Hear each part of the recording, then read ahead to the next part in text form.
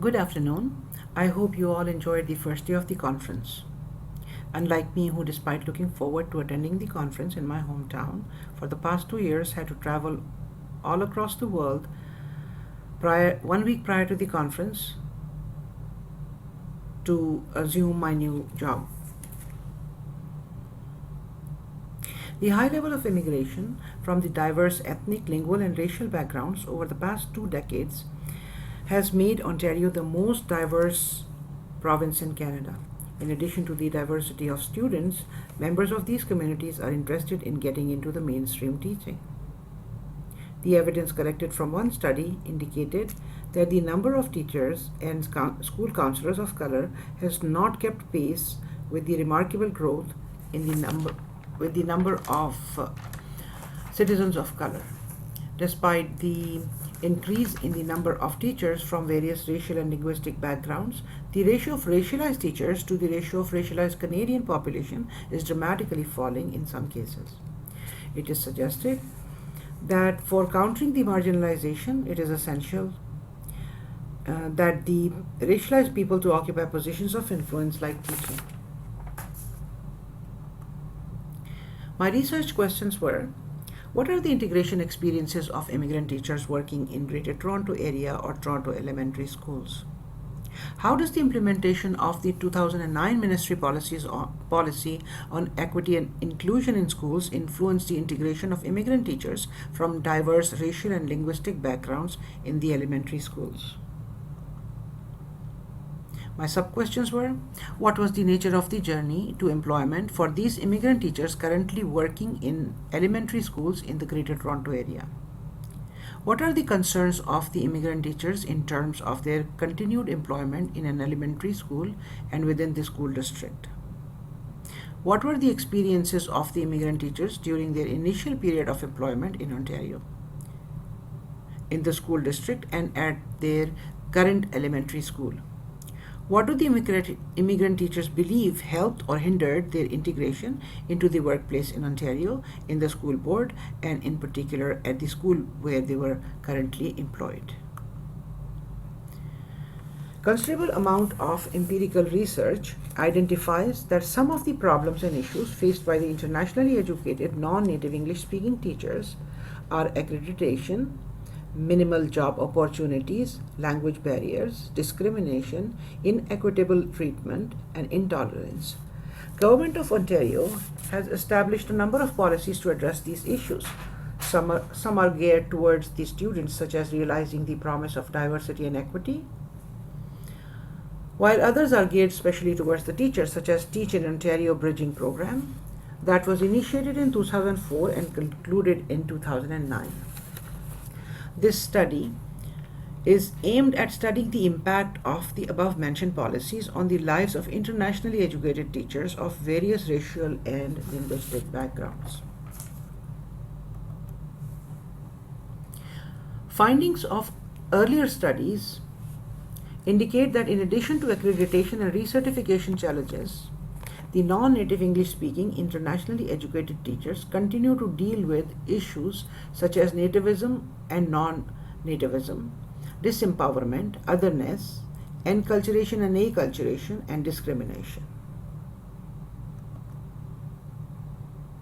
This is a qualitative comparative multiple case study involving immigrant teachers with diverse racial and linguistic backgrounds from Toronto area elementary schools. The study focuses on the experiences of non-native English-speaking teachers internationally educated in the first 3 years of their employment and the influence of the implementation of 2009 Ontario Ministry policy relating to inclusion. I had 6 participants in my study, 5 female and 1 male, ranging between the ages of 31 and 47. They belong to different linguistic, racial, and ethnic as well as religious groups. All of them held a B.Ed degree in addition to a master's degree from the country of origin. All of the participants expressed the feelings of inadequacy and discouragement, deskilling and reclassing of the immigrants, It took over a year for each of my participants to get their credentials transferred from their countries of origin. All of the participants confirmed that they experienced feeling of loneliness and lack of support from all quarters that they turned to. Interesting part is this, that it also included the first generation immigrants who either had a bad experience themselves as well as those who had successfully integrated the into their profession. Had it not been for one individual, and in most cases it was a first generation immigrant, my participants would have been exactly like all the other hundreds of people who've not been able to get into mainstream teaching in public school. It is quite interesting to note that there continue to be myths related to accent associated with ability to English language proficiency. The final challenge that each of my participants reported was that each of them had to prove themselves as legitimate teachers over and over again for up to 2 years before they were finally accepted by the fellow teaching staff. Although my findings are similar to those reported in prior empirical research, Ontario government policies seem to be making a gradual impact in promoting inclusiveness. In Mala's words, it is not the policies anymore, it is the people and their attitude due to the deep-rooted prejudice that is the cause of concern. The study of and discussions about the issues faced by internationally educated teachers must continue to help to raise awareness and a possible change in attitudes. Our future heavily relies upon accepting immigrants for the social and economic development of Canada. It is only by accepting and appreciating the diversity that we can truly benefit from the expertise of the diverse population. One starting point, as I said earlier, for countering the marginalization that people of color face is for racialized people to occupy positions of influence like teaching.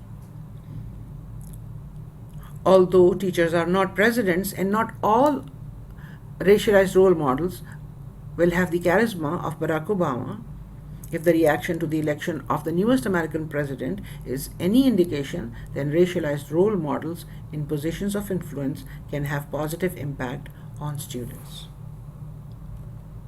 Thank you very much for your time. If you have any further questions, please feel free to email me on any one of these email addresses that you can see on the screen now. Have a wonderful evening and goodbye.